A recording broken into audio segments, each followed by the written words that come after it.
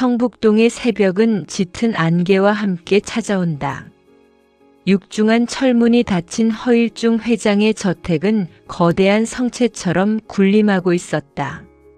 그곳의 아침을 깨우는 것은 새소리가 아니라 주방에서 들려오는 날카로운 도마 소리와 서늘한 정적이었다. 강서인은 실크 잠옷의 감촉조차 거슬리는지 미간을 찌푸린 채 거울 앞에 섰다. 쉰을 넘긴 나이에도 불구하고 그녀의 피부는 백옥처럼 매끄러웠으나 그 눈빛만큼은 굶주린 짐승처럼 서늘한 욕망으로 번들거리고 있었다. 그녀는 현재 이 집의 절대적인 안주인이자 재계의 거물 허일중 회장의 후처다. 하지만 그녀에게는 30년째 지워지지 않는 주홍글씨가 새겨져 있었다. 상간녀, 그리고 가장 친한 친구의 남편을 뺏은 여자. 그 수식어는 화려한 다이아몬드 목걸이보다 더 무겁게 그녀의 목을 죄어오고 있었다. 서인은 화장대 위에 놓인 고가의 에센스를 손등에 떨어뜨리며 거실 아래층을 내려다보았다. 그곳에는 며칠 전 새로 들어온 입주 가정부 모란이 분주히 움직이고 있었다. 무채색 앞치마를 두르고 머리를 단정하게 묶은 뒷모습. 서인은 왠지 모르게 저 여자의 뒷모습을 볼 때마다 뒷덜미가 서늘해지는 기분을 느꼈다. 이름조차 촌스러운 모란. 하지만 그 여자가 내뱉는 말투나 몸가짐에는 가정부라고는 믿기 힘든 기품이 서려 있었다. 그것은 돈으로 산 우아함이 아니라 뼈속 깊이 박힌 본연의 고결함 같아서 서희의 비릿한 질투심을 자극했다. 서희가 거실로 내려왔을 때 식탁에는 정갈한 유기 그릇들이 놓여 있었다. 평소 서희가 즐기던 화려한 서양식 조찬 대신 따뜻한 전복죽과 소화에 좋은 문화물이 차려져 있었다. 서희는 다짜고짜 식탁 의자를 발로 밀치며 날카로운 비명을 질렀다. 아줌마, 내가 아침엔 루꼴라 샐러드랑 에그 베네딕트 준비하라고. 몇 번을 말해? 내 말이 우스워? 아니면 귀가 먹었어? 주방 한 구석에서 찻잔을 닦던 모란이 천천히 고개를 들었다. 그녀의 눈은 깊은 호수처럼 고요했으나 그 안에는 서희가 결코 읽어낼 수 없는 거대한 소용돌이가 치고 있었다. 모란, 아니 진짜 이름 안유란. 그녀는 30년 전 서희의 관계에 빠져 아들을 빼앗기고 길바닥으로 내쫓겼던 허일중의 조강지처였다. 그녀는 자신의 인생을 송두리째 앗아간 서희의 숨통을 조이기 위해 가장 낮은 곳인 가정부의 신분으로 이 지옥 같은 성체에 다시 발을 들인 것이었다. 회장님께서 요즘 새벽마다 속 쓰림을 호소하셔서 특별히 준비했습니다. 사모님의 취향도 소중하지만 이 집의 기둥이신 회장님의 건강이 먼저 아니겠습니까? 모란의 목소리는 낮고 단호했다. 비굴함이라고는 눈 씻고 찾아볼 수 없는 그 당당함에 서희는 순간 말문이 막혔다. 30년 전 자신이 그토록 증오하고 질투했던 유란의 목소리가 겹쳐 보였기 때문이다. 하지만 서희는 고개를 저었다. 그 여자는 이미 죽었거나 거지처럼 살고 있겠지. 설마 내 발밑에서 밥이나 하고 있을 리가 없어. 서희는 스스로를 다독이며 신경질적으로 커피를 주문했다. 잠시 후 서재에서 나온 허일중은 예전의 위엄은 온데간데 없이 수척해진 모습이었다.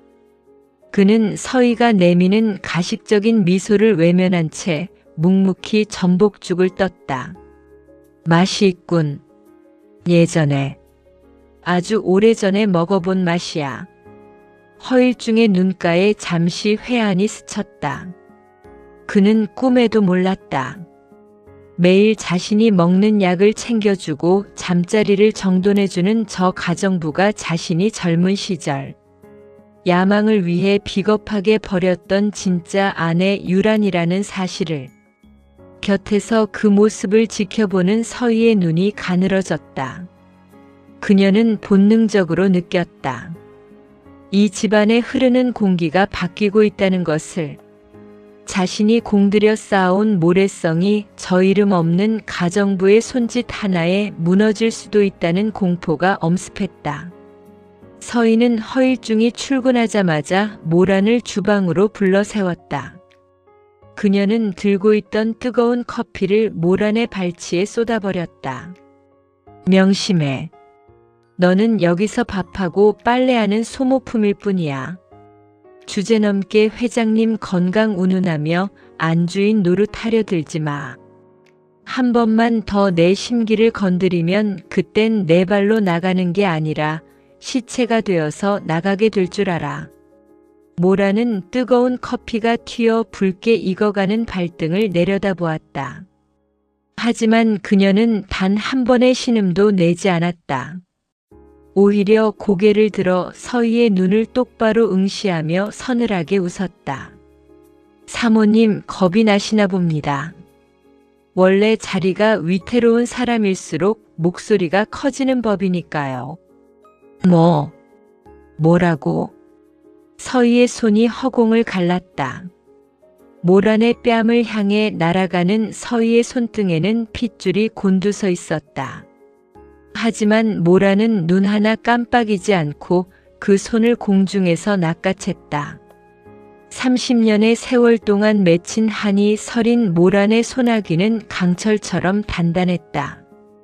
이 손 잘 간수하셔야 할 겁니다. 사람을 때리는 데 쓰는 손은 결국 제 무덤을 파는 데 쓰이게 되거든요. 모란은 서희의 손을 혐오스럽다는 듯 내팽개쳤다. 서희는 바닥에 주저앉아 믿기지 않는다는 듯 모란을 바라보았다.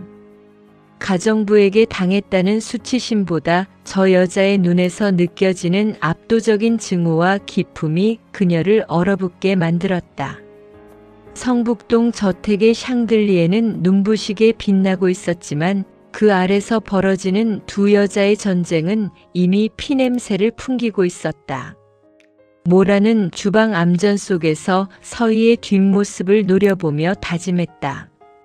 강서희, 내가 누리는 그 우아함이 얼마나 추악한 것인지 내가 세상 가장 높은 곳에서 증명해 줄게.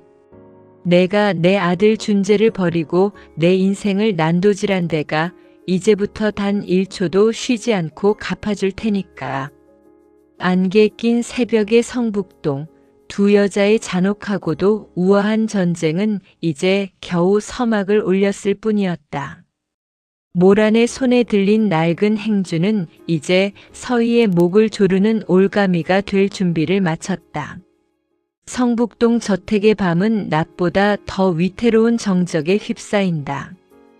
거대한 샹들리에가 꺼진 거실에는 길게 늘어진 그림자들이 벽면을 타고 괴물처럼 일렁였다. 모라는 모두가 잠든 시간 소리 없이 방을 나섰다. 그녀의 발걸음은 조심스러웠으나 망설임은 없었다. 30년 전 자신이 안주인으로 머물던 시절과는 구조가 판이하게 달라진 집이었지만 모라는 본능적으로 알고 있었다. 강서희처럼 비밀이 많은 여자가 무엇을 숨기고 어디에 그것을 감추었을지를 말이다. 모란의 손에는 낡은 손전등 하나가 들려 있었고 그 작은 불빛은 어둠 속에서 모란의 형형한 눈빛을 비추었다.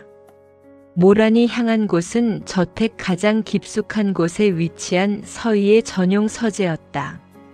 겉으로 보기엔 평범한 서가처럼 보였지만 모란은 며칠 전 청소를 핑계로 서재를 훑으며 책장의 배열이 미세하게 어긋나 있는 것을 발견했었다.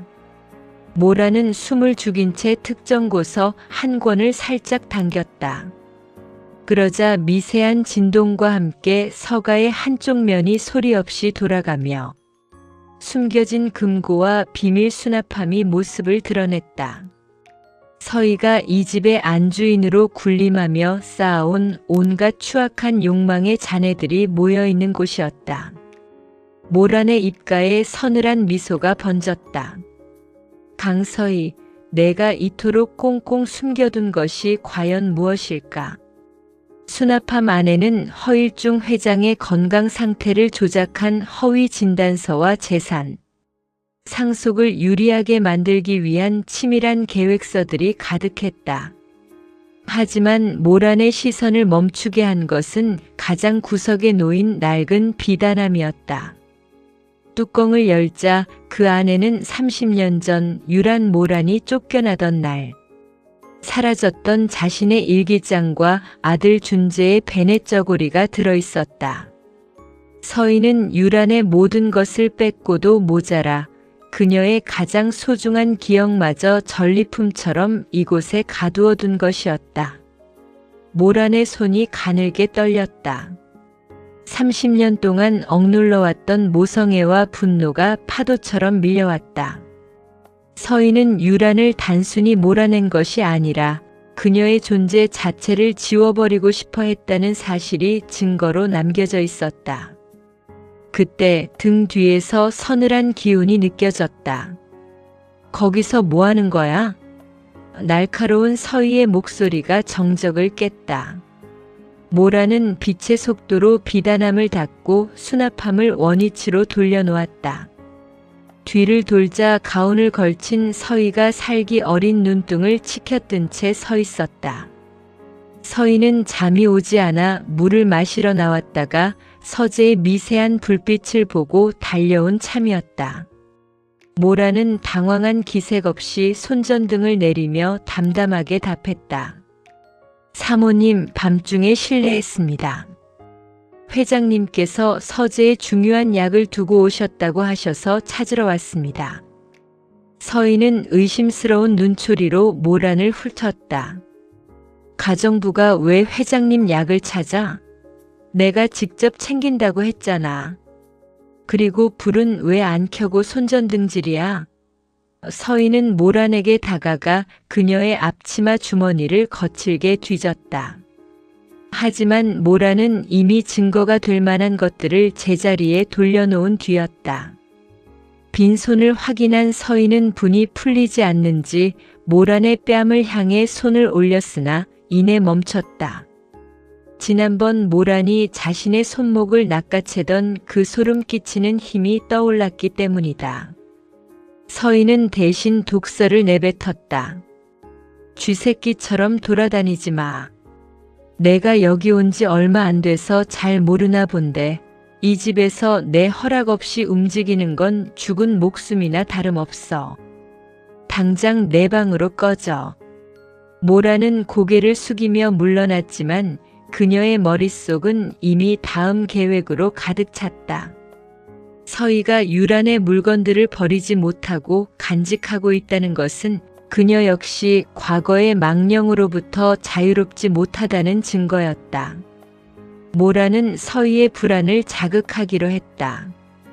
다음 날 아침 모라는 서희의 화장대, 거울 옆에 30년 전 유란이 즐겨 쓰던 향수와 똑같은 향이 나는 말린 꽃잎을 살짝 놓아두었다.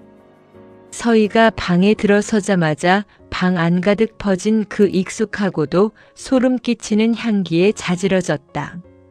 이게 뭐야? 누가 이런 걸 여기 뒀어? 서희의 비명에 달려온 모라는 시치미를 떼며 물었다. 무슨 일이십니까, 사모님? 향기가 참 고운데요. 서희는 모란의 얼굴을 뚫어지게 쳐다보았다. 수수한 차림, 굽은 허리, 고생의 흔적이 역력한 얼굴. 분명 자신이 알던 그 고결한 안유란과는 딴판이었다. 하지만 가끔씩 스치는 그 서늘한 눈매가 자꾸만 과거의 기억을 강제 소환했다. 아니야, 그 여자는 죽었어. 내 손으로 확인했어. 서희는 스스로를 세뇌하며 모란에게 소리쳤다. 치워. 당장 갖다 버려. 2번 다시 내 방에 이런 천박한 꽃냄새. 풍기지 마. 모라는 말없이 꽃잎을 치우며 속으로 비웃었다. 서희의 무너져가는 멘탈이 눈에 보였기 때문이다. 한편 허일중 회장의 병세는 갈수록 악화되고 있었다. 서희가 매일 챙겨주는 약을 먹을수록 허 회장은 정신이 몽롱해졌고 기억력이 감퇴했다. 이건 역시 서희의 치밀한 계획이었다.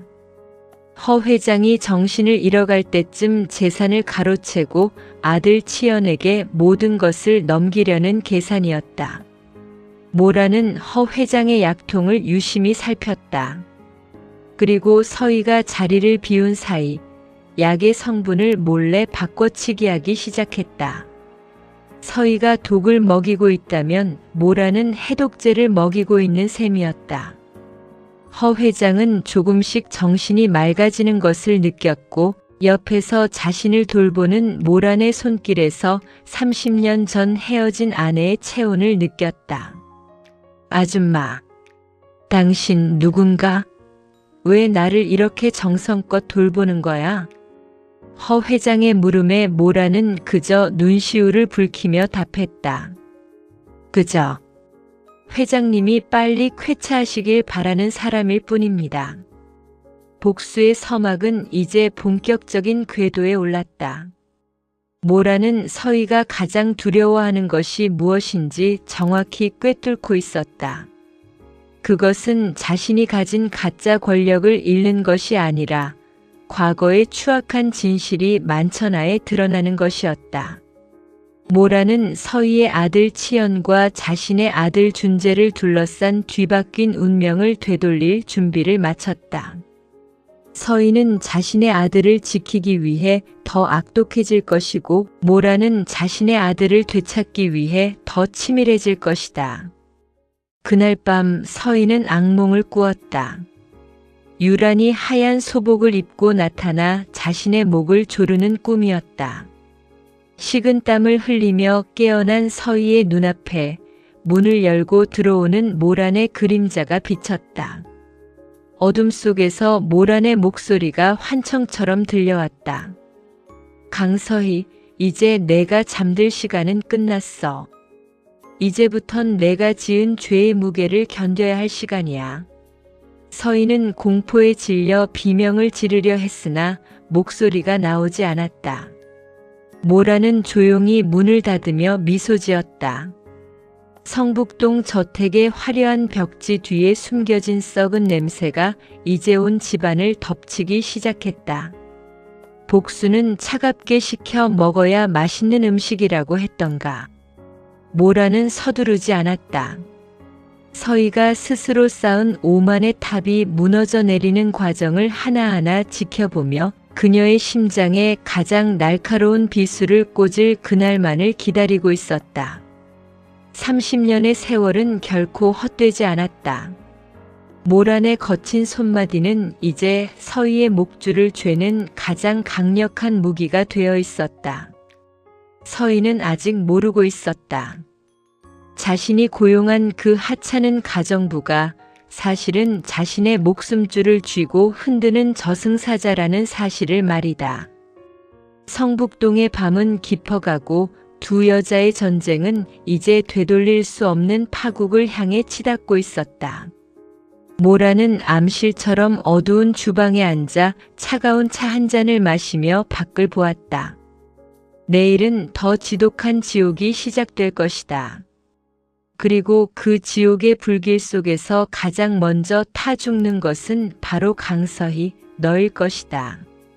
모란의 눈에서 뿜어져 나오는 광기 어린 복수심이 어두운 주방을 서늘하게 물들였다.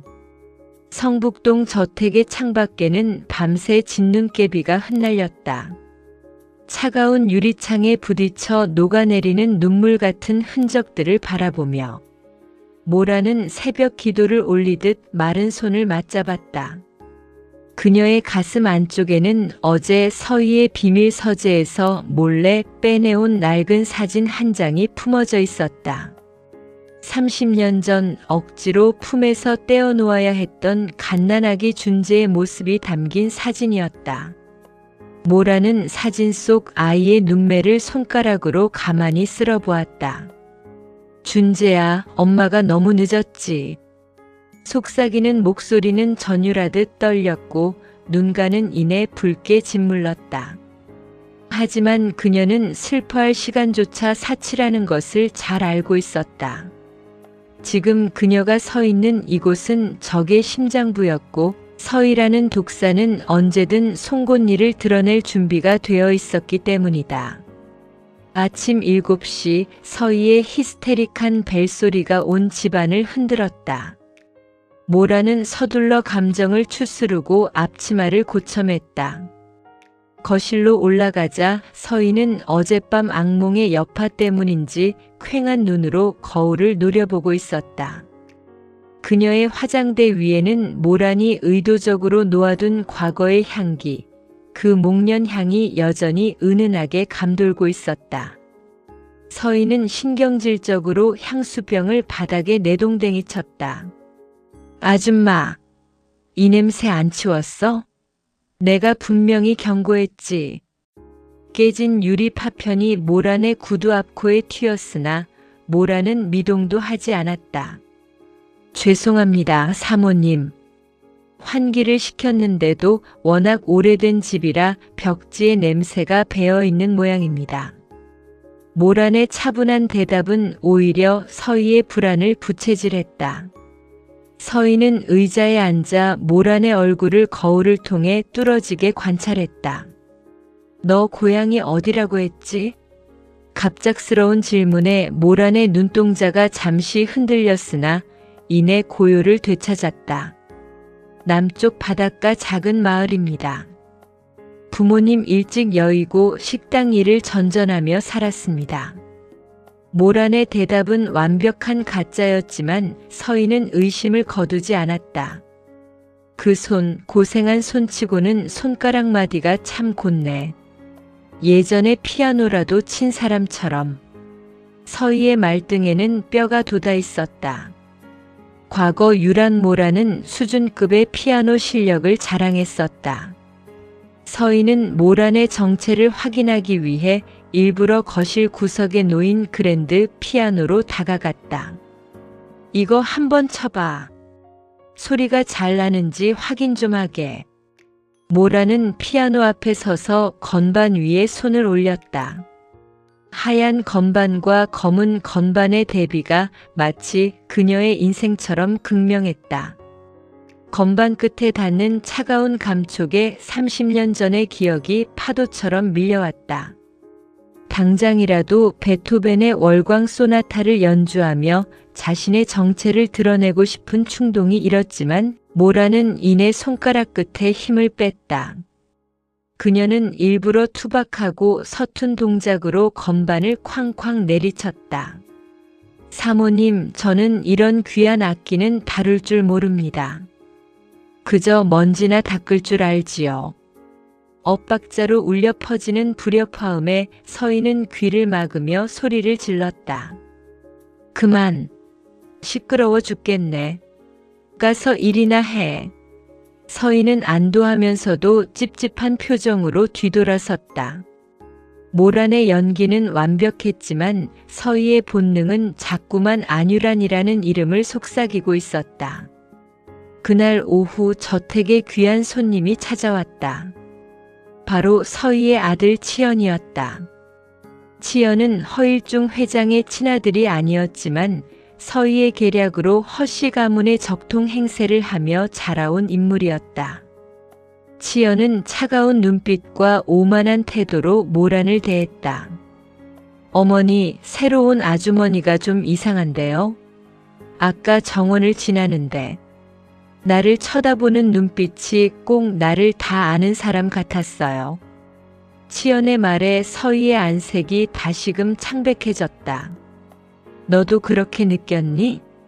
치연아, 저 여자가 수상해. 아무래도 뒷조사를 더 철저히 해야겠어. 서희는 곧장 사람을 시켜 모란이 제출한 이력서의 주소지를 확인하라고 지시했다. 하지만 모란은 이미 조력자 홍진주의 도움으로 완벽한 가짜 신분을 만들어둔 상태였다. 모라는 주방에서 차를 준비하며 거실의 대화를 엿들었다. 치연의 목소리를 들을 때마다 그녀는 자신의 아들 준재가 겪었을 고통을 떠올렸다. 서희가 치연을 허일중의 아들로 둔갑시키기 위해 진짜 아들인 준재를 얼마나 무참히 버렸던가. 모라는 끓어오르는 물을 찻잔에 부으며 다짐했다. 내 아들이 누리는 그 모든 영광이 내 아들의 피눈물 위에서 세워진 것임을 뼈저리게 느끼게 해주마. 모라는 치연의 찻잔에 미세한 양의 약물을 섞었다. 치명적인 독은 아니었으나 서서히 정신을 혼미하게 만들고 죄책감을 자극하는 성분이었다. 서희가 허 회장에게 했던 방식을 그대로 그녀의 아들에게 되돌려주는 것이었다. 밤이 깊어지자 저택에 전화벨이 울렸다. 허준재, 모란이 그토록 찾던 아들의 소식이었다. 준재가 현재 강남의 한 오피스텔에 머물며 사기꾼 일당과 어울리고 있다는 첩보를 입수했다는 조력자의 문자였다. 모라는 떨리는 손으로 문자를 확인하며 가슴을 쳤다. 내 아들이 사기꾼이라니. 얼마나 힘들었으면, 얼마나 세상을 믿지 못했으면. 모라는 당장이라도 저택을 뛰어나가 아들을 품에 안고 싶었지만 발걸음을 멈췄다. 지금 나가면 모든 것이 수포로 돌아간다. 서희의 목줄을 완전히 끊어버리기 전까지는 어머니라는 이름조차 입 밖으로 내뱉어서는 안 됐다. 모라는 다시 암실 같은 주방으로 돌아왔다. 그리고 서희가 가장 아끼는 고가의 와인을 꺼내 한 잔을 따랐다. 그 와인은 서희가 허 회장과의 결혼 기념일에 따려고 아껴둔 것이었다. 모라는 와인을 한 모금 마신 뒤 남은 술을 싱크대에 쏟아버렸다. 강서희, 내가 아끼는 모든 것들을 이렇게 하나씩 버려줄게. 내 아들, 내 지위, 그리고 내 목숨까지.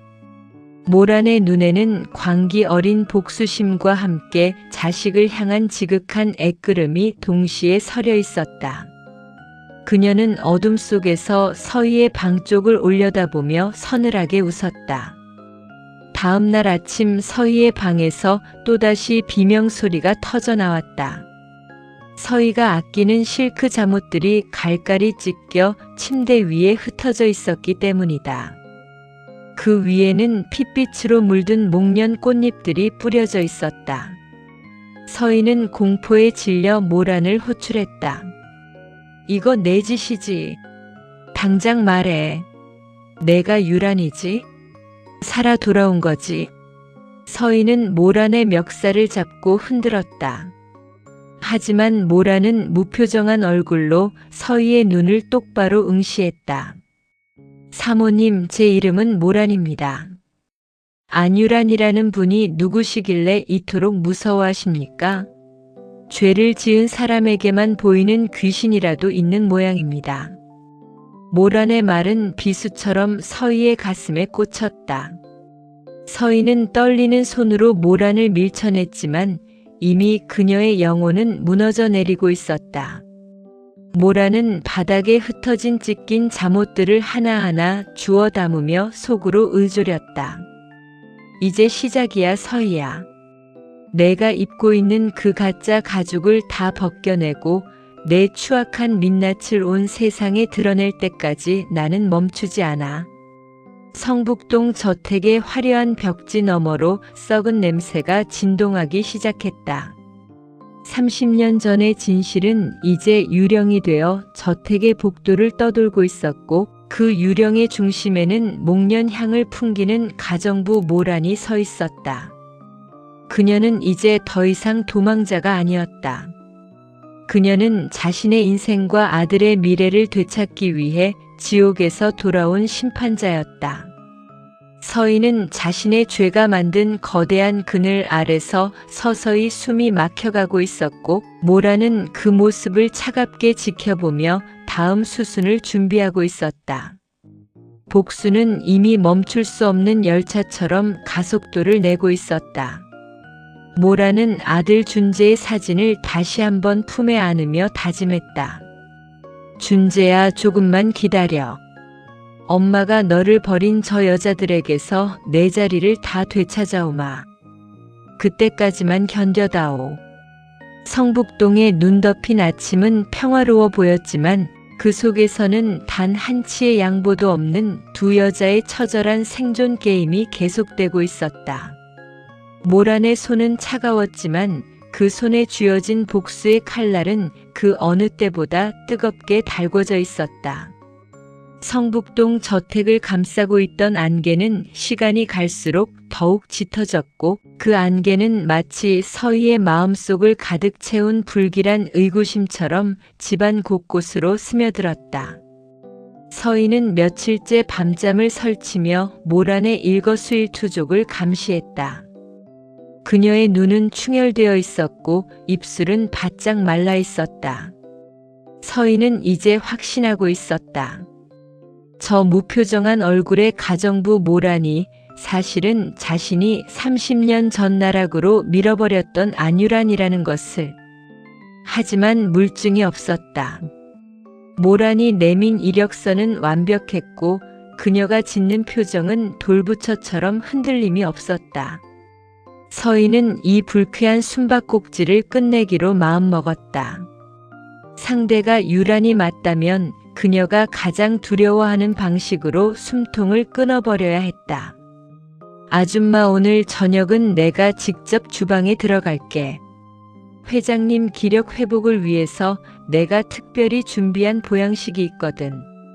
서희는 가식적인 미소를 지으며 모란에게 말했다. 모란은 그 미소 뒤에 숨겨진 서슬퍼런 칼날을 읽어냈지만 짐짓 모르는 척 고개를 숙였다. 네, 사모님. 정성이 들어가면 회장님께서도 좋아하실 겁니다. 서희는 주방 조리대 앞에서 직접 생선 솥을 올리고 진득한 육수를 끓이기 시작했다. 그러나 그녀의 손길은 정성과는 거리가 멀었다. 서희는 앞치마 속 깊이 감춰두었던 작은 유리병을 꺼냈다. 그 안에는 무색무취의 독국물이 들어있었다. 조금씩 장기간 복용하면 심장마비를 일으키는 서희가 오랫동안 허 회장에게 사용해왔던 바로 그 독이었다. 서희는 모란이 잠시 다용도실로 향한 사이 모란의 국그릇에 그 독을 쏟아부었다. 내가 안유란이든 아니든 상관없어. 내 눈앞에서 사라져주기만 하면 돼. 서희의 입술이 경련하듯 떨렸다. 그녀는 모란을 식탁으로 불러앉혔다. 평소라면 가정부와 겸상을 하는 일 따위는 상상도 못할 서희였지만 오늘은 모란이 독이 든 음식을 먹는 것을 제 눈으로 확인해야만 했다. 고생이 많으니 오늘은 내 옆에서 같이 먹자고. 내가 직접 끓인 거니 남기지 말고 다 먹어. 서희의 눈이 번뜩였다. 모란은 식탁 위에 놓인 김이 모락모락 나는 국그릇을 내려다보았다. 수증기 너머로 비릿한 금속의 냄새가 났다. 모란은 직감했다. 서희가 드디어 막다른 골목에 다다라 자폭을 선택했음을. 모란은 천천히 수저를 들었다. 서희는 침을 꿀꺽 삼키며 모란의 입가로 향하는 숟가락을 주시했다. 바로 그때 저택의 거대한 현관문이 거칠게 열리며 허준재가 들이닥쳤다. 아버지, 아버지 어디 계세요? 준재의 갑작스러운 등장에 서희는 소스라치게 놀라며 수저를 떨어뜨렸다. 모란의 손도 멈췄다. 30년 만에 마주하는 아들의 목소리였다. 준재는 거실을 가로질러 식당으로 들어왔다. 그의 눈은 분노와 슬픔으로 이글거리고 있었다. 강서희, 당신이 우리 아버지한테 무슨 짓을 하고 있는지 다 알고 왔어.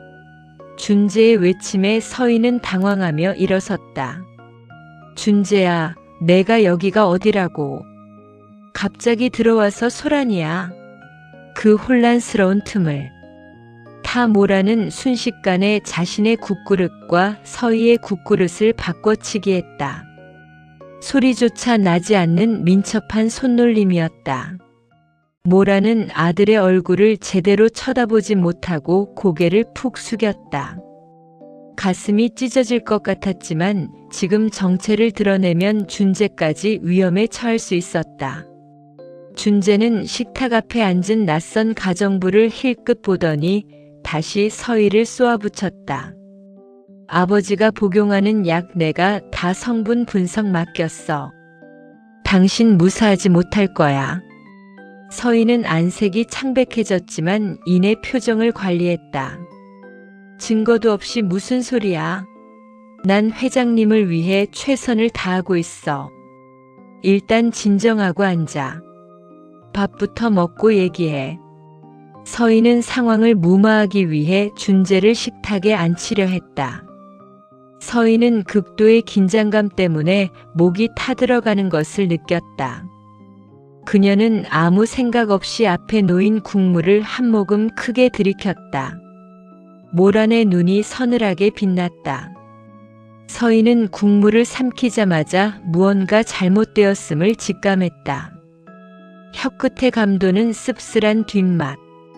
그녀는 자신이 독을 탔던 그릇이 어느 쪽이었는지 순간적으로 헷갈리기 시작했다. 아줌마, 너 아까 그릇. 서희의 목소리가 갈라졌다. 모라는 그제야 고개를 들고 서희를 똑바로 응시했다. 사모님 왜 그러십니까? 정성껏 끓이신 건데 맛이 없으신가요? 아주 깊은 맛이 나는데요. 모란의 미소는 죽음의 사신처럼 차가웠다. 서희는 갑자기 가슴을 움켜쥐며 바닥으로 쓰러졌다. 목구멍이 타 들어가는 통증과 함께 심장이 미친 듯이 뛰기 시작했다. 그녀가 허 회장에게 썼던 그 독은 즉효성은 아니었지만 한꺼번에 많은 양을 섭취하면 마비 증상을 일으켰다. 준재는 당황하며 서희를 부축하려 했지만 모란이 준재의 팔을 강하게 붙잡았다. 도련님 건드리지 마세요. 이 여자가 스스로 지은 업보입니다. 모란의 목소리에는 서슬퍼런 위험이 서려 있었다. 준재는 낯선 가정부의 손길에서 느껴지는 설명할 수 없는 온기와 강렬한 힘에 압도되어 멈춰섰다. 서희는 바닥을 기며 모란의 바짓가랑이를 붙잡으려 했다. 살려줘. 해독제. 모라는 차갑게 그 손을 걷어찼다. 강서희, 내가 30년 동안 회장님께 먹여온 게 바로 이거야. 조금씩 아주 조금씩 영혼을 갉아먹는 독. 내가 직접 끓인 국에 내가 직접 탄 독이니 맛이 아주 각별하겠지? 모라는 서희의 귀에 대고 나직하게 속삭였다. 이제 알겠니? 내가 누군지? 30년 전 내가 버렸던 그 안유란이 내가 차려주는 독약을 먹고 죽을 줄 알았어? 서희의 눈이 공포로 뒤덮였다. 유란. 진짜 너였어. 서희는 거품을 물며 의식을 잃어갔다. 준재는 이 믿기지 않는 상황 속에서 모란을 멍하니 바라보았다. 당신 누구예요? 우리 엄마에 대해 어떻게 알아? 모라는 준재의 얼굴을 바라보며 눈물을 쏟고 싶은 마음을 간신히 억눌렀다. 그녀는 떨리는 손으로 준재의 뺨을 살짝 만지려다 멈췄다. 도련님 일단 신고부터 하세요. 이 여자는 자기가 판 무덤에 자기가 빠진 것뿐입니다. 모라는 차갑게 뒤돌아 주방으로 들어갔다. 그녀의 등 뒤로 구급차 소리가 멀리서 들려왔다. 서희의 반격은 허무하게 끝났고 이제 공은 모란의 손으로 완전히 넘어왔다. 서희는 병원으로 실려갔지만 그녀의 죄악은 이제부터 시작이었다. 준재가 가져온 약 성분 분석 결과와 모란이 확보한 서희의 비밀 장부들이 맞물리며 성북동 저택의 화려한 껍질이 조각조각 부서지기 시작했다. 모란은 홀로 남은 저택의 거실에 서서 허 회장의 초상화를 바라보았다. 당신도 이제 눈을 뜨세요.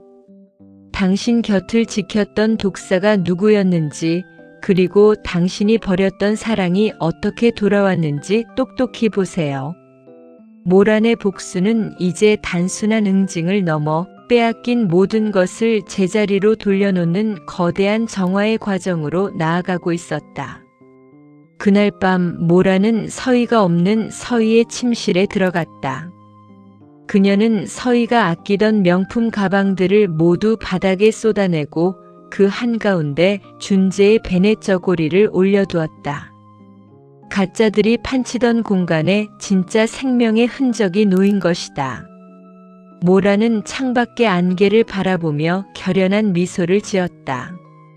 서희야, 병원에서 깨어났을 때 내가 마주할 현실은 지옥보다 더 뜨거울 거야. 내가 약속했지? 단 1초도 쉬지 않고 갚아주겠다고. 모란의 복수극은 이제 클라이맥스를 향해 치닫고 있었다. 그녀는 이제 더 이상 가정부 모란이 아니었다. 그녀는 무너진 왕국을 다시 세우러 온 서슬퍼런 칼날을 품은 진짜 여왕이었다. 성북동 저택의 화려한 공기 속에 섞여있던 서희의 향취가 사라진 자리에 병원의 소독약 냄새가 독하게 들어앉았다. VIP 병동의 침대 위에서 강서희는 발작하듯 상체를 일으켰다. 목구멍을 타고 올라오는 비릿한 약물의 뒷맛과 가슴을 짓누르는 압박감이 여전했다. 그녀는 초점이 흐릿한 눈으로 하얀 천장을 바라보다가 이내 짐승 같은 비명을 질렀다. 안유란, 그년 어디 있어? 당장 데려와. 간호사들이 달려와 그녀를 제지하려 했으나 서희는 미친 사람처럼 링거줄을 뽑아 던지며 발악했다. 자신의 완벽한 승리라고 믿었던 30년의 성체가 고작 이름 없는 가정부의 손에 들린 국그릇 하나에 무너졌다는 사실을 그녀는 도저히 받아들일 수 없었다. 하지만 서희가 병실에 누워 사경을 헤매는 동안 바깥 세상은 이미 그녀가 감당할 수 없는 속도로 변해 있었다. 모란은 서희가 쓰러진 직후 그녀의 서재 비밀 금고에서 확보한 장부와 녹취 파일들을 세상 밖으로 던졌다. 그것은 단순한 가정사가 아니었다. 허일중 회장의 정신을 흐리게 하여 재산을 가로채려 한 파렴치한 범죄 증거들이었고, 정계와 재계 인사들에게 뇌물을 뿌리며 자신의 지위를 공고히 했던 추악한 로비의 기록이었다. 인터넷과 방송 매체는 실시간으로 재벌가 후처의 두 얼굴이라는 타이틀을 달고 서희의 민낯을 보도하기 시작했다. 평소 우아한 자선가이자 내조의 여왕으로 포장되었던 그녀의 명성은 한순간에 시궁창으로 처박혔다. 서희의 병실 문이 거칠게 열리고 들어온 것은 변호사나 아들 치연이 아니었다. 무채색 코트를 단정하게 차려입고 차가운 눈빛을 한 모란이었다. 그녀는 더 이상 앞치마를 두른 가정부가 아니었다. 모란은 침대 발치에 서서 발광하는 서희를 마치 벌레 보듯 내려다보았다. 이제 좀 정신이 드니 강서희? 아니면 내가 직접 끓인 그 도끼가 아직 덜 가신 모양이네. 모란의 목소리는 병실의 냉기보다 더 서늘하게 서희의 귓가에 꽂혔다. 서희는 떨리는 손가락으로 모란을 가리켰다. 내가 감히 나를 이렇게 만들어? 내가 누군지 알아? 난 허일중의 아내고 이 나라 최고의 사모님이야. 모란은 비웃으며 서희의 코앞까지 얼굴을 들이밀었다. 아니, 넌 이제 아무것도 아니야. 내가 가졌던 돈, 지위, 명예. 내가 전부 다 거둬갔거든. 지금 내 병실 밖에는 기자들과 검찰들이 줄을 서 있어. 내가 회장님께 먹였던 그 약들, 그리고 내가 빼돌린 비자금 장부들까지 다 내 손으로 넘겼으니까. 서인은 믿을 수 없다는 듯 고개를 저었다. 그럴 리 없어. 우리 치연이가 가만히 있지 않을 거야. 모라는 그 말을 기다렸다는 듯 가방에서 사진 한 장을 꺼내 서희의 얼굴 위로 던졌다. 그것은 치연이 검찰에 소환되어 고개를 숙이고 들어가는 모습이었다. 내 아들, 그 가여운 아이도 내 욕심 때문에 같이 무너지고 있어. 남의 인생을 훔쳐서 내 아들에게 입히려고 했던 그 옷이 결국 내 아들의 목을 조르는 올가미가 된 거야. 서희는 절규하며 사진을 찢어발겼다. 안유란, 죽일 거야. 너를 반드시 죽여버릴 거야. 서희가 침대에서 내려와 모란의 멱살을 잡으려 했지만 모란은 가볍게 그녀를 밀쳐냈다. 바닥으로 떨어진 서희는 꼴사납게 엎드려 헐떡였다. 내가 30년 전에 너를 길바닥으로 내쫓았을 때 끝냈어야 했어. 그때 확실히 죽였어야 했는데. 서희의 악에 바친 고백은 고스란히 복도에 대기하던 수사관들의 귀에 들어갔다. 모라는 미리 가슴에 달고 있던 초소형 녹음기를 툭툭 치며 미소 지었다. 그래, 바로 그 말을 듣고 싶었어. 내 입으로 직접 내 죄를 자백하는 거. 모라는 바닥에 주저앉은 서희의 머리채를 잡아 억지로 고개를 들게 했다. 서희야, 똑똑히 봐. 이게 내가 그토록 원했던 권력의 최후야. 넌 이제 평생 감옥 창살 너머로 목련이 피고 지는 걸 보게 될 거야. 내가 겪었던 그 외로움과 고통, 너는 100배, 1000배로 돌려받아야지. 모란의 눈에는 눈물이 고여 있었지만 그것은 슬픔이 아니라 30년 묵은 체증이 내려가는 환희의 눈물이었다. 서희는 모란의 눈에서 뿜어져 나오는 압도적인 기계에 눌려 더 이상 소리조차 내지 못하고 흐느꼈다. 한때 세상을 발밑에 두었던 여인의 몰락은 이토록 추하고 비참했다. 그때 병실 문이 다시 열리고 허준재가 들어왔다. 준재는 바닥에 쓰러진 서희와 그 앞에 선 모란을 번갈아 보았다. 준재의 눈에는 만감이 교차하고 있었다. 아줌마, 아니, 당신이 정말 우리 어머니입니까? 준재의 떨리는 물음에 모란의 강철 같던 마음이 한순간에 무너져 내렸다. 모란은 서희를 내팽개치고 준재에게 다가갔다. 준재야. 내 아들 준재야. 모라는 차마 준재를 안지 못하고 허공에서 손을 떨었다. 준재는 모란의 거칠어진 손을 덥석 잡았다. 어떻게 이런 모습으로 제 옆에 계셨어요? 왜 말씀 안 하셨어요? 준재의 외침에 모라는 결국 무너져 내리며 아들을 끌어안았다.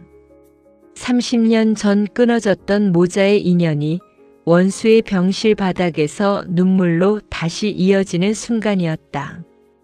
바닥에 엎드린 서희는 그 광경을 보며 실성한 듯 웃어댔다. 하! 그래, 둘이 아주 잘들 노네. 그래도 허일중은 내 거야. 그 남자는 영원히 내 손바닥 안에서 죽을 거라고. 서희의 광기 어린 외침에 준재는 차갑게 대꾸했다. 아버지는 이미 병원을 옮기셨어. 당신이 먹인 독약 다 해독하고 정신 차리셨다고. 그리고 당신과의 이혼 서류에 이미 도장 찍으셨어. 넌 이제 헛시 가문하고 아무 상관없는 범죄자일 뿐이야. 서희의 웃음소리가 뚝 그쳤다. 마지막 보루였던 허 회장마저 자신을 버렸다는 사실에 서희는 완전히 정신줄을 놓아버렸다. 수사관들이 병실로 들이닥쳐 서희의 손목에 차가운 수갑을 채웠다. 서희는 질질 끌려나가면서도 내 거야. 다 내 거라고. 라며 허공을 향해 손을 휘둘렀다. 그 화려했던 사모님의 모습은 어디에도 없었다. 남은 것은 욕망에 찌들어 추악에 일그러진 한 인간의 잔해뿐이었다.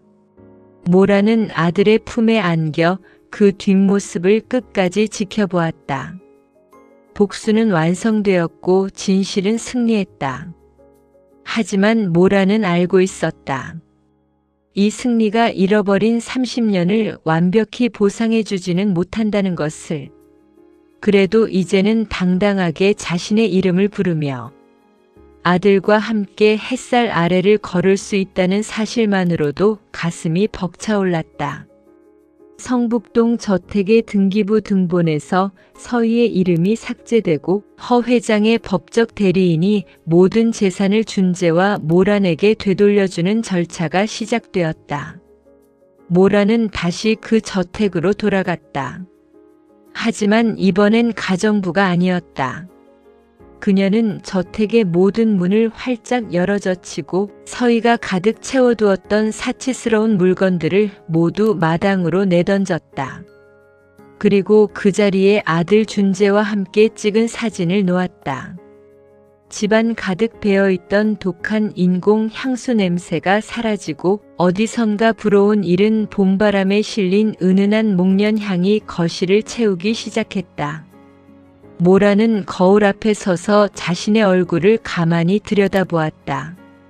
30년 전에 화사했던 유라는 없었지만 고난을 견뎌내고 스스로의 힘으로 운명을 바꾼 당당한 여인이 거기 서 있었다. 그녀는 이제 더 이상 복수의 화신이 아니었다. 한 남자의 아내이자 한 아이의 어머니로, 그리고 무엇보다 안유란이라는 자기 자신으로 다시 태어난 것이다. 서희의 추문으로 얼룩졌던 세상은 이제 유란의 귀환에 경의를 표하고 있었다. 성북동 저택의 샹들리에는 이제 가식의 빛이 아닌 진실의 빛으로 다시 반짝이고 있었다. 성북동 저택의 주인은 바뀌었지만 그곳을 감도는 차가운 공기는 여전했다. 모라는 이제 당당히 안주인의 방에 앉아 있었지만 그녀의 시선은 창밖 어둠 속을 헤매고 있었다. 서희가 구속되고 모든 추문이 세상에 드러났음에도 불구하고 모란의 가슴 한구석에는 채 가시지 않은 불안감이 따리를 틀고 있었다. 그것은 바로 강서희의 분신과도 같은 존재, 치연 때문이었다. 치연은 서희가 허일중 회장의 후계자로 만들기 위해 온갖 악행을 동원해 키워온 아들이었다. 비록 핏줄은 섞이지 않았으나 그는 서희의 욕망을 먹고 자란 괴물이나 다름없었다. 준재와 모란의 재회가 축제여야 마땅했으나 치연이라는 존재는 그 축제 위에 떨어진 검은 재와 같았다. 치연은 어머니 서희가 수감된 구치소를 다녀온 뒤로 완전히 다른 사람이 되어 있었다. 평소의 오만함은 사라지고 대신 그 자리엔 서늘한 광기가 들어차 있었다. 서희는 면회실 유리창 너머로 치연에게 마지막 유언 같은 명령을 내렸다. 치연아, 내가 이대로 무너질 것 같니? 아니, 허일중과 그 여자가 누리는 그 평화를 절대 두고 봐서는 안 돼. 내가 받은 그 수모를 갚아줘. 내가 진짜 이 집의 주인이라는 걸 증명해. 서희의 일그러진 욕망은 감옥. 창살조차 뚫고 나와 아들의 영혼을 좀먹고 있었다. 치연은 어머니의 그 지독한 집착을 거부하지 못했다. 그것이 그가 평생 배워온 유일한 사랑의 방식이었기 때문이다. 어느 날 밤 모라는 준재와 함께 오랜만에 마주 앉아 저녁 식사를 하고 있었다. 30년 만에 되찾은 평범한 일상이었지만 두 사람 사이에는 여전히 메우지 못한 세월의 공백이 어색한 침묵으로 흘렀다. 엄마, 이제 그만 쉬세요. 그 지옥 같은 집에서 가정부 노릇하며 견디신 거 생각하면 제 가슴이 찢어져요. 준재가 모란의 거친 손을 잡으며 말했다. 모란은 아들의 손길에 눈시울이 붉어졌다. 준재야, 난 괜찮다. 너만 다시 찾을 수 있다면 나는 그보다 더한 지옥도 견뎠을 게다. 다만 모란이 말을 끝내기도 전에 저택의 거실 창문이 산산조각 나며 비명이 터져나왔다. 치연이었다. 그는 술 취한 채 차를 몰아 저택의 담장을 들이받고 거실까지 난입했다. 그의 손에는 서희가 숨겨두었던 마지막 비자금이 든 가방과 날카로운 흉기가 들려 있었다. 안유란, 허준재, 나와. 너희가 다 가졌다고 생각하지. 천만에 여긴 내 집이야. 우리 엄마가 피눈물 흘리며 만든 내 자리라고. 치연의 눈은 핏발이 서 있었고 그 모습은 마치 벼랑 끝에 몰린 쥐가 고양이를 물려는 듯 처절했다. 준재는 모란을 뒤로 숨기며 앞장섰다. 치연아, 그만해. 너도 내 어머니의 피해자일 뿐이야. 이제라도 정신 차리고 내 길을 가. 치연은 광기 어린 웃음을 터뜨렸다. 피해자? 아니, 난 가해자야. 우리 엄마가 한 짓 나도 다 알고 있었어. 내가 그 호의호식을 누리면서 모른 척한 순간 나도 공범이었다고. 그런데 이제 와서 어디로 가라는 거야? 치연은 흉기를 휘두르며 준재에게 달려들었다. 모란은 소스라치게 놀라며 준재를 밀쳐내려 했으나 준재는 이미 치연의 팔을 낚아채 제압했다. 준재의 몸놀림은 사기꾼 생활을 하며 익힌 생존 본능 덕에 매서웠다. 바닥에 내팽개쳐진 치연은 숨을 헐떡이며 울음을 터뜨렸다. 왜 나한테는 이런 가짜 인생만 준 거야? 왜 나를 강서희의 아들로 태어나게 한 거냐고. 그의 절규는 성북동 저택의 높은 천장을 울리며 허공으로 흩어졌다. 모란은 바닥에 주저앉아 오열하는 치연을 보며 묘한 연민을 느꼈다. 그 역시 서희라는 악녀가 만들어낸 비극의 희생양이었기 때문이다. 모란은 천천히 치연에게 다가가 손을 내밀었다. 치연아, 내 어머니의 죄는 내 죄가 아니다. 이제 그만 그 무거운 짐을 내려놔라. 모란의 따뜻한 목소리에 치연은 잠시 멈칫했으나 이내 자신의 품 안에서 작은 약통을 꺼냈다. 그것은 서희가 허 회장에게 먹였던 바로 그 독약이었다. 어머니가 그랬어요. 가질 수 없다면 부숴버리라고. 하지만 난 부술 힘이 없네요. 그냥 내가 없어지는 게 나을 것 같아. 치연은 모란과 준재가 손을 쓰기도 전에 약통에 든 모든 알약을 입안으로 털어넣었다. 치연아, 안 돼. 모란의 비명과 함께 치연은 거품을 물고 바닥으로 쓰러졌다. 서희가 자신의 아들을 왕으로 만들기 위해 준비했던 독약이 결국 자신의 아들을 죽음으로 몰아넣는 비수가 된 것이다. 준재는 급히 119에 신고했지만 치연의 눈동자는 이미 초점을 잃어가고 있었다. 그는 마지막 힘을 다해 모란의 소매를 붙잡았다. 미안. 해요. 안아. 줘요. 평생 가짜 사랑 속에서 허덕이던 아이가 죽음의 문턱에서 원했던 것은 진짜 어머니의 따뜻한 온기였다. 모라는 피눈물을 흘리며 원수의 아들을 품에 안고 등을 쓸어내렸다. 치연의 자살 시도는 성북동 저택에 또 한 번의 피바람을 몰고 왔다. 병원으로 옮겨진 치연은 간신히 목숨은 건졌으나 뇌 손상으로 인해 평생 어린아이의 지능으로 살아가야 한다는 판정을 받았다. 이 소식을 들은 구치소의 서희는 실성한 듯 벽에 머리를 찌우며 통곡했다. 자신의 아들을 최고로 만들려 했던 모든 노력이 아들을 살아있는 시체로 만들었다는 사실이 그녀를 완전한 파멸로 이끌었다. 서희의 복수는 그렇게 가장 비참한 방식으로 본인에게 되돌아왔다. 사건이 일단락된 후 모라는 성북동 저택을 정리하기로 결심했다. 그곳은 너무나 많은 원한과 피눈물이 섞인 공간이었다. 그녀는 저택을 매각한 대금을 사회에 환원하고 준재와 함께 작은 바닷가 마을로 내려가기로 했다. 허일중 회장 역시 모든 직함을 내려놓고 요양원으로 떠났다. 그는 마지막으로 유란 모란의 손을 잡으며 용서를 구했다. 유란아, 내가 못난 놈이었다.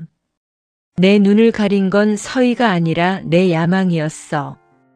부디 나를 잊고 내 인생을 살아라. 모라는 대답 대신 그의 손을 한번 꾹 눌러주는 것으로 30년의 애증을 마무리했다. 모란과 준재는 짐을 싸서 집을 나섰다.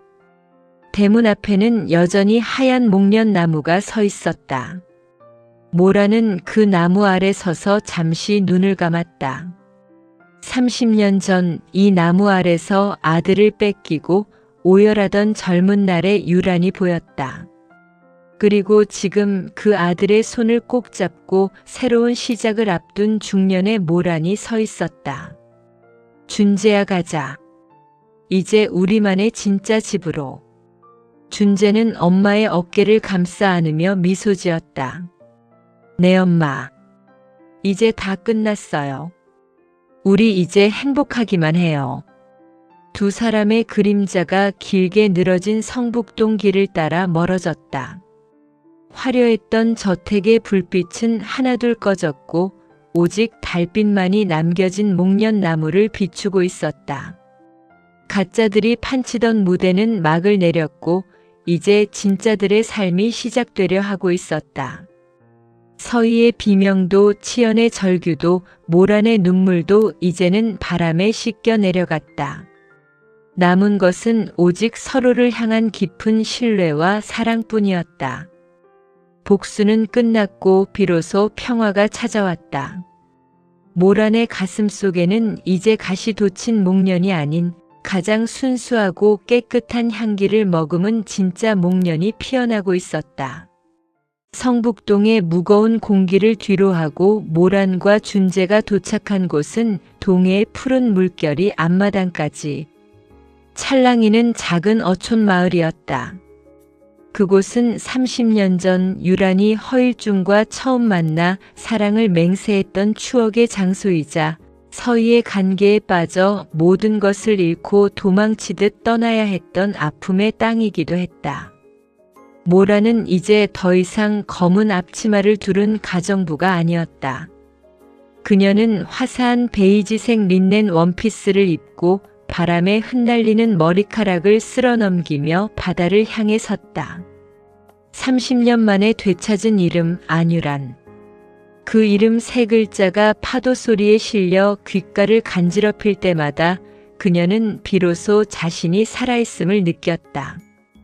두 사람이 자리를 잡은 곳은 마을 끝자락에 위치한 낡은 2층 목조 가옥이었다. 마당에는 성북동 저택의 그것보다 훨씬 작지만 훨씬 더 생명력이 넘치는 목련나무 한 그루가 심어져 있었다. 준재는 사기꾼의 옷을 완전히 벗어던졌다. 그는 이제 화려한 거짓말 대신 투박한 목공 도구를 손에 쥐었다. 어머니와 함께 살 집의 가구를 직접 만들고 부서진 난간을 수리하며 그는 평생 느껴보지 못한 정착의 안온함을 배워갔다. 엄마, 이 식탁 어때요? 여기서 우리가 같이 밥을 먹으면 정말 맛있겠죠? 준재의 웃음소리가 마당을 가득 채울 때마다 유란의 가슴속에 박혀있던 30년. 묵은 가시들이 하나둘 녹아내리는 듯 했다. 하지만 평화로운 일상 속에서도 문득문득 서희의 잔상이 유란을 괴롭혔다. 밤마다 들려오는 파도 소리가 가끔은 서희의 날카로운 비명처럼 들렸고 창밖에 목련 꽃잎이 떨어지는 모습이 치연이 흘린 핏방울처럼 보이기도 했다. 유라는 그럴 때마다 마당으로 나가 목련나무를 어루만지며 기도했다. 이제 그만 용서하게 하소서. 내 아들을 위해 그리고 나 자신을 위해 그 지옥 같은 기억들을 바다에 흘려보내게 하소서. 복수는 성공했으나 그 상처는 깊었다. 유라는 자신이 지켰던 가정부 시절의 포커페이스, 뒤에 숨겨두었던 나약한 자아를 조금씩 꺼내어 바닷바람에 말려나갔다. 그러던 어느 날 마을에 뜻밖의 손님이 찾아왔다. 휠체어를 탄 허일중 회장이었다. 그는 요양원에서의 생활을 정리하고 죽기 전 마지막으로 유란의 얼굴을 보고 싶어 이 먼 길을 달려온 것이었다. 그의 곁에는 이제 더 이상 야망의 눈먼 기업가의 모습은 없었다. 그저 세월의 풍파에 깎여나간 초라한 노인만이 남아있을 뿐이었다. 유란아, 내가 너무 늦게 왔지? 허 회장의 갈라진 목소리에 준재는 차가운 시선을 보냈지만 유라는 묵묵히 그를 맞이했다. 그녀는 남편이었던 이 남자를 위해 차가운 차 한 잔을 내어놓았다. 당신을 원망하는데 내 인생의 절반을 썼어요. 그런데 이 바다를 보고 있으니 그 원망조차 사치라는 생각이 드네요. 유란의 말에 허 회장은 고개를 숙인 채 눈물을 흘렸다. 서희가 구치소에서 면회를 거부한다고 하더군. 치연이는 여전히 어린아이처럼 지내고 있고 내가 지은 죄가 너무 커서 감당이 안 되는구나. 허 회장의 참회는 진심이었으나 지나간 시간을 되돌릴 수는 없었다. 유라는 그를 위해 30년 전 그가 좋아했던 전복죽을 끓여주었다. 가정부 모란이 아닌 아내 유란으로서 차려주는 마지막 식사였다. 그 식사를 끝으로 허 회장은 떠났다. 그는 유란과 준재에게 거액의 유산을 상속하겠다는 서류를 남겼지만 유란은 그것을 거절했다. 우리는 이제 우리의 힘으로 살아갈 거예요. 당신의 돈은 그늘진 곳에 있는 아이들을 위해 써주세요. 우리 준재처럼 엄마를 잃고 방황하는 아이들이 없도록. 유란의 단호한 거절에 허 회장은 비로소 고개를 끄덕이며 물러났다. 그가 떠난 자리에는 쌉싸름한 차 향기만이 남았다. 복수의 마침표는 상대를 죽이는 것이 아니라 상대로부터 완벽하게 자유로워지는 것임을 유라는 깨달았다. 시간이 흘러 마을에는 봄이 완연해졌다. 마당에 목련이 활짝 피어난 날 마을 사람들을 초대해 작은 잔치를 열었다. 지숙과 옥자처럼 정겨운 마을 사람들이 모여 유란의 새로운 시작을 축하해 주었다. 사람들은 유란을 성북동 사모님이 아닌 목련집 안씨라고 불렀다. 유란은 그 호칭이 세상에서 가장 아름다운 음악처럼 들렸다. 준재는 마을 아이들에게 목공을 가르치며 자신의 재능을 나누었고 유라는 마을 노인들을 위해 정성스러운 식사를 대접했다. 그녀의 손맛은 이제 복수의 도구가 아니라 사람들의 마음을 치유하는 명약이 되어 있었다. 어느 날 밤 유라는 준재와 함께 해변을 걸었다. 달빛이 바다 위에 은색 비단을 깔아놓은 듯 영롱했다. 준재야, 넌 지금 행복하니? 유란의 물음에 준재는 엄마의 어깨를 감싸 안으며 답했다. 네, 엄마. 사기치며 살던 때는 매일 밤이 불안했는데 지금은 내일 아침이 기다려져요. 엄마가 해준 밥을 먹고 나무 냄새를 맡으며 일하는 이 삶이 꿈만 같아요. 준재의 고백에 유라는 비로소 환하게 웃었다. 그녀의 웃음은 30년 전 갓 피어난 목련보다 더 눈부시고 화사했다. 유라는 주머니 속에서 낡은 열쇠꾸러미 하나를 꺼내 바다 멀리 던져버렸다. 그것은 성북동 저택의 모든 비밀을 열 수 있었던, 그리고 자신의 영혼을 가둬두었던 마음의 빗장이었다.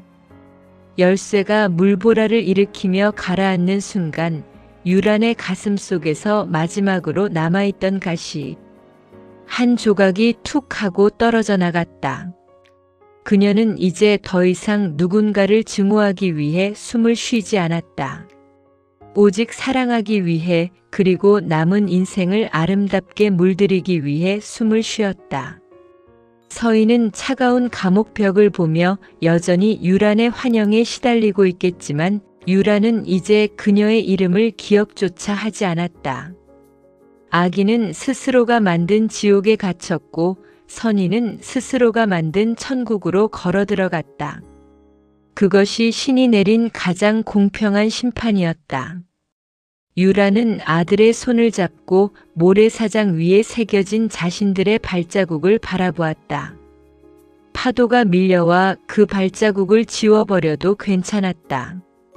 내일이면 다시 새길 수 있는 소중한 하루가 그들에게는 허락되어 있었으니까. 성북동의 가시 돋친 목련은 이제 전설이 되어 사라졌다.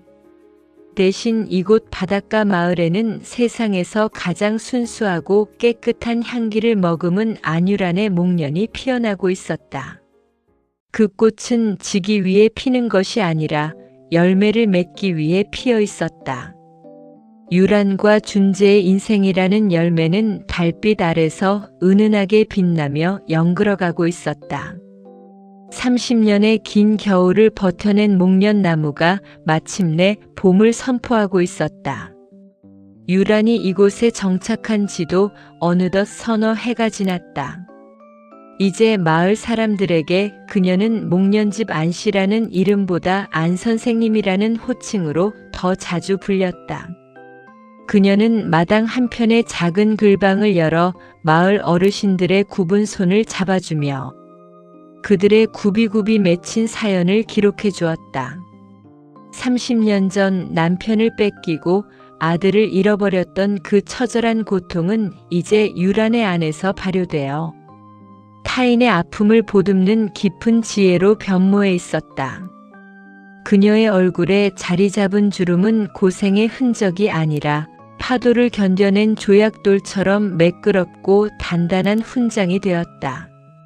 성북동 저택에서의 그 치열했던 전쟁은 이제 아주 오래전 읽었던 소설 속 이야기처럼 아슬아했다. 가끔 신문 귀퉁이에서 서희의 근황을 접하기도 했다. 형기를 채우지 못한 채 정신질환으로 치료감호소에 수용되었다는 소식, 그리고 여전히 과거의 화려함 속에서 허우적대며 자신을 안주인이라 부르지 않는 간호사들에게 폭언을 퍼붓는다는 이야기들이 들려왔다. 유라는 그 기사를 읽으며 더 이상 분노하지 않았다. 가해자는 여전히 자신이 만든 지옥의 감옥에 갇혀 있었고 피해자였던 유라는 그 감옥의 열쇠를 바다에 던져버린 채 진정한 자유를 누리고 있었기 때문이다. 용서란 상대를 이해하는 것이 아니라 상대가 내 인생에 더 이상 영향을 끼치지 못하게 하는 것임을 그녀는 매일 아침 뜨는 해를 보며 실감했다. 준재는 이제 어엿한 목공의 작가가 되었다. 그의 손끝에서 탄생하는 나무 가구들은 거칠면서도 따뜻한 결이 살아있어 멀리 도심에서도 주문이 밀려들었다. 준재는 그 가구들을 팔아 얻은 수익의 절반을 떼어 자신처럼 부모의 보살핌을 받지 못하고 자란 아이들을 위한 쉼터를 짓는 데 보탰다. 유라는 아들의 등을 가만히 쓸어내렸다. 사기꾼으로 세상을 속이며 살던 아들이 이제는 세상에 깨진 틈을 메우는 장인이 된 모습이 그녀에게는 복수의 완성보다 더 큰 보람이었다. 핏줄은 속일 수 없었고 유란의 고결한 성품은 비록 먼 길을 돌아왔을지언정 아들의 영혼 속에 고스란히 뿌리를 내리고 있었다. 봄이 절정에 다다른 어느 날 유라는 마당의 목련 나무 아래에 작은 책상을 내놓았다. 그녀는 지난 수년 동안 틈틈이 적어 내려갔던 원고 뭉치를 꺼냈다. 가시 돋친 목련 어느 가정부의 기록이었다. 그것은 자신의 치부이자 영광이었으며 잃어버린 30년에 대한 처절한 증언록이었다. 유라는 원고의 마지막 장에 펜을 가져갔다. 목련은 추운 겨울을 가장 먼저 견디고 하얀 꽃잎을 터뜨린다. 그 꽃잎이 떨어져 흙으로 돌아갈 때 사람들은 꽃이 졌다고 슬퍼하지만 나무는 알고 있다. 그 떨어진 꽃잎이 거름이 되어 내년에 더 화사한 봄을 준비한다는 것을. 내 인생의 겨울은 30년이나 이어졌지만 나는 그 겨울 덕분에 봄의 온기가 얼마나 소중한지 알게 되었다. 이제 나는 나를 버렸던 남편도 내 것을 뺏었던 친구도 그리고 그 모진 세월을 견뎌낸 나 자신도 모두 사랑하기로 했다. 마지막 마침표를 찍는 유란의 손끝이 형언할 수 없는 평온함으로 떨렸다. 그때 마을 어귀에서 익숙한 경적 소리가 들렸다. 준재가 새로 만든 아동 쉼터의 현판을 싣고 돌아오는 소리였다. 유라는 원고를 덮고 자리에서 일어났다. 마당을 가득 채운 목련 꽃잎들이 바람을 타고 나비처럼 날아올랐다. 유라는 그 꽃잎들 사이로 당당하게 걸어나갔다. 30년 전 맨발로 쫓겨나던 그 차가운 아스팔트 길과는 비교할 수 없는 포근하고 향기로운 길이었다. 밤이 깊어지자 준재는 유란에게 다가와 작은 상자 하나를 내밀었다. 엄마, 이건 제가 만든 건 아니지만 꼭 드리고 싶었어요. 상자 안에는 35년 전 유란이 허 회장에게 처음 선물 받았으나 서희에게 뺏겼던 것과 똑같은 디자인의 진주 귀걸이가 들어있었다. 서희의 목에 걸린 다이아몬드보다 엄마의 귀에 걸린 이 진주가 훨씬 더 빛나요. 이건 엄마의 눈물이 보석이 된 거니까요. 준재가 직접 귀걸이를 달아주자 유라는 참았던 눈물을 터뜨렸다. 그 눈물은 이제 슬픔이 아니라 정화의 눈물이었고 과거와의 완벽한 작별을 고하는 세례였다. 유라는 거울 속에 자신을 보았다. 백발이 섞인 머리카락과 깊어진 주름, 그리고 귓가에서 은은하게 빛나는 진주. 그녀는 지금의 자신이 인생에서 가장 아름답다고 생각했다. 성북동의 가짜 사모님으로 살던 시절의 화려함보다 바닷가 마을에서 정직하게 땀 흘려 일하는 지금의 모습이 훨씬 고귀해 보였다. 그녀는 거울 너머로 보이는 마당의 목련 나무를 향해 나직하게 의조렸다. 고맙다. 견뎌줘서 고맙고 다시 피어줘서 고맙다. 그것은 나무에게 건네는 인사인 동시에 지난 세월을 버텨온 자기 자신에게 건네는 가장 따뜻한 위로였다. 다음 날 아침 유란의 소설 출판 소식이 전해졌다. 화려한 복수극으로 시작해 깊은 용서와 회복으로 끝을 맺는 그녀의 이야기는 세상을 발칵 뒤집어 놓았다. 사람들은 그녀의 용기에 박수를 보냈고 그녀의 삶에서 희망을 읽었다. 유라는 책의 인쇄 전액을 범죄 피해 여성들을 위한 재단에 기부했다. 그녀는 이제 더 이상 돈으로 권력을 사려 하지 않았다. 대신 그녀는 사랑으로 마음을 사고 진실로 세상을 바꾸는 길을 택했다. 유란의 이름은 이제 복수의 대명사가 아니라 인내와 부활의 상징이 되어 널리 퍼져나갔다. 성북동의 그 화려했던 저택은 이제 다른 주인을 만나 리모델링 되었다고 들었다. 서희가 숨겨두었던 비밀 서재도 모란이 눈물을 닦던 차가운 주방도 이제는 사라졌을 것이다. 하지만 유라는 상관없었다. 그녀의 진짜 성은 이제 그녀의 마음속에 세워져 있었으니까. 무너지지 않는 자존감과 꺾이지 않는 고결함으로 세운 그 성은 세상 그 어떤 권력보다 견고했다. 유라는 아침마다 바다로 나가 수평선을 바라보며 숨을 들이켰다. 소금기 섞인 바닷바람이 그녀의 폐부를 씻어내릴 때마다 그녀는 30년 동안 막혀있던 숨길이 활짝 열리는 것을 느꼈다.